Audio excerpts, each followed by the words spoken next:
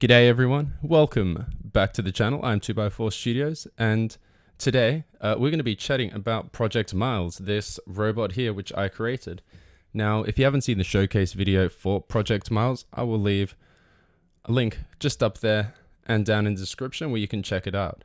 Now, I had a lot of fun building Project Miles and even filming the video, and I'll get into all of that in this video today.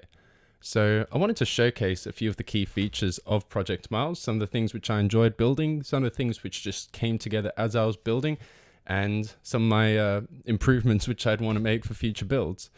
Now, the thing which I'm most proud of, which is pretty simple for this build, but Project Miles is one of my first ever LEGO creations to have an easily removable battery. I am usually the worst at planning out builds, so with Project Miles, as soon as the parts started to come together and it became a bit of a bigger build, I really wanted to put some energy into making it easy to change the batteries and nice to operate. So we'll turn them on. There we go, lights have come on too.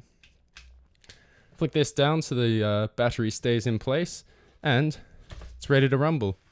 So the first thing that was built for Project Miles was actually these arms on the sides here. Each of the arms have two motors in. There is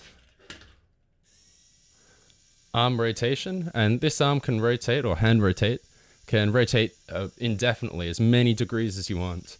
Additionally, it also has a claw, which can extend in and out. Now, the build kind of started with just this claw design. I just saw a post or a photo on Pinterest with an interesting design for a kind of grabber.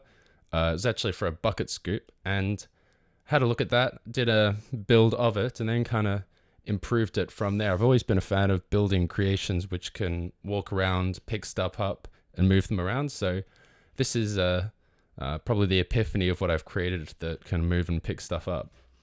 So the two motors are over at the back here, and they've just got a lot of linkages and gears to connect to the motors to these two parts here. And they can both work independently as well, so you can twist and rotate at the same time. So these hands weren't actually built for Project Miles. I've been working on more Theo Jansen walking mechanisms. So this is the walking mechanism which was actually made, which the feet were actually made for. And I was trying to build a crab. Why? Not too sure. I like crabs. They're in the ocean. Ocean's cool, I guess. Maybe it's spooky. Who knows? And what kind of happened is I really started to develop building this crab, and I started putting these arms on it here. It just got way too heavy to walk. So I'm definitely going to revisit this. I'm going to build something out of this later. But I needed somewhere to put the arms on. So I kind of built some tracks down here, and they're pretty easily linked. The only real problem with this, I guess, is the clearance between the bottom of the treads and these gears here. Miles does have a lot of trouble, as you probably saw in the video, of going over leaves and stuff like that. It doesn't go well on, not perfectly smooth tabletops, and he certainly can't do any off-roading. The next thing, which I had a lot of fun building, was with these banana gears. So just before I built Project Miles, I did a huge bricklink order, and I bought a lot of the parts which I haven't actually used before. Prior, my LEGO was in Australia. I moved to the UK and only recently had my LEGO shipped over. So I managed to get, even like some of these. They're definitely going to come in handy. So obviously I wanted to use the banana gears. So here we go. Here you can see the arms move up and down. The motors for the movement of the arms are just on the back here. Pretty simple linkage to get them there.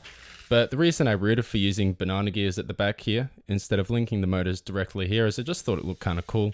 Looks like a shoulder blade or something, which is why kind of Miles came to character as a humanoid Wall-E-ish robot rather than just a thing with arms that can drive around. Well, it is pretty much that. One of the things I really want to invest in for future builds is getting some S-Bricks or other third-party LEGO motor controllers. So currently, and with all of my other builds, I've just been using the LEGO Power Functions transmitters and receivers. And the limitations with these is it's infrared, so it's only directional. You can only use it when the remote control can see the vehicle. And only having 4 channels with 8 motors means that I can't build anything with any more motors, which is what I enjoy, adding heaps of random features onto builds here and there. One of the last things I want to talk about today is the actual production of the video of Project Miles. Now, I'm sure that you've noticed that the production quality of my videos has been going up and up with each one, and it's because I've been practicing my filmmaking for quite a while now. So this here is my anamorphic lens which I've been building, and what it does is it's a anamorphic field of view. The image is stretched widthways, which gives you some interesting lens flares and a different aspect ratio to the video. This is a Rectilux Hardcore DNA on a Iki 16F and a Canon FD 50mm 1.4, and this is my kind of go-to lens for quite a few of my videos, which I've been doing outside of this YouTube channel. Either way, if you've been enjoying some of these behind-the-scenes contents, then leave a comment below, tell me what you enjoy, and I hope to see you in the next video. Thank you so much for watching.